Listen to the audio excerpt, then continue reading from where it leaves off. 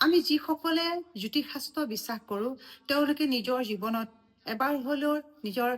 সমস্যা লৈ পেলাই এষ্ট্ৰলজাৰৰ ওচৰত গৈছে আৰু এষ্ট্ৰলজাৰৰ ওচৰত যোৱাৰ পিছত আপোনাক হয়তো বিভিন্নজনে বিভিন্ন সমস্যাৰ কথা কৈছে বা সমস্যা আছে সেই বিষয়ে আপোনাক অৱগত কৰিছে কাল সৰ্প দোষ গ্ৰহণ দোষ টিপাপ দোষ অথবা চাৰে খাতি বা বিভিন্ন সমস্যাৰ কথা আপোনাক কৈছে আৰু তাৰ পৰা আপুনি বিভিন্ন উপায়ো কৰিছে অথবা আপুনি জেমষ্টনো ধাৰণ কৰিছে কিন্তু সকলো কৰাৰ পিছতো আপোনাৰ জীৱনত সেই ধৰণে সফল হোৱা নাই যি ধৰণে আপুনি বিচাৰিছিলে কিন্তু আমি এটা উপায়ৰ যোগেদি আমাৰ জীৱনৰ কিছু এই যি সমস্যা তাক আমি মানে প্ৰতিহিত কৰিব পাৰোঁ বা অলপ কমাব পাৰোঁ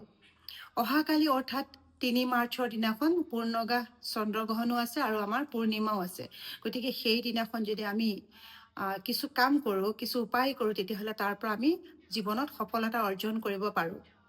ৰুদ্ৰৰ যি মন্ত্ৰ ৰুদ্ৰৰ যি মহামন্ত্ৰ হওক অথবা ৰুদ্ৰৰ চুক্তমখন হওক আমি যদি সেই সময়খিনি গ্ৰহণৰ সময়খিনিত আমি পাঠ কৰোঁ অথবা খুব মন দি আমি শুনো তেতিয়াহ'লেও আমাৰ জীৱনৰ যি সমস্যাবোৰ সেই সমস্যাবোৰ দূৰ হ'ব কাৰণ ৰুদ্ৰৰ যি অৱতাৰ বা ৰুদ্ৰৰ যি শক্তি সেই শক্তি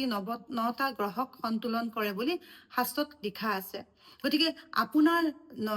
জন্মকুষ্ঠিত নটা গ্ৰহৰ যি অৱস্থিতি যেনেধৰণেই নাথাকক কিন্তু আপুনি যদি ৰুদ্ৰমখন আপুনি পাঠ কৰে অথবা আপুনি ৰুদ্ৰৰ মহামন্ত্ৰ আপুনি জাপ কৰে তেতিয়াহ'লে তাৰ পৰা বিভিন্ন আপুনি উপায় পাব শক্তি পাব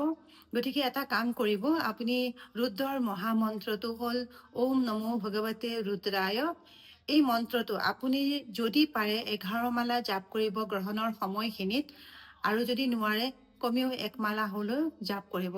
তাৰ লগতে আন এটা কাম কৰিব সেইটো যিসকলে সংস্কৃত সুন্দৰভাৱে পঢ়িব পাৰে তেওঁলোকে ৰুদ্ৰামখন এবাৰ হ'লেও আপোনালোকে সেই সময়খিনিত পঢ়ক আৰু যদি পঢ়িবলৈ অসুবিধা হয় তেতিয়াহ'লে আপোনালোকে শ্ৰৱণ কৰক খুব মন দি খুব শ্ৰদ্ধা ভক্তিৰে শ্ৰৱণ কৰক দেখিব আপোনাৰ জন্মকুষ্ঠিৰ যি নৱগ্ৰহৰ যি দশা বা পাপগ্ৰহৰ দৃষ্টি পৰি আছে আপোনাৰ জন্মকুষ্ঠিত কিবা সমস্যা আছে এই সমস্যাবোৰ সোনকালে তাৰ পৰা আপোনাৰ পৰিত্ৰাণ পাব আপুনি আৰু সমস্যাবোৰ দূৰ হ'ব কিন্তু খুব ভক্তি আস্থাৰে যদি আপুনি কৰে তেতিয়াহে তাৰ পৰা আপুনি তাৰ পৰিত্ৰাণ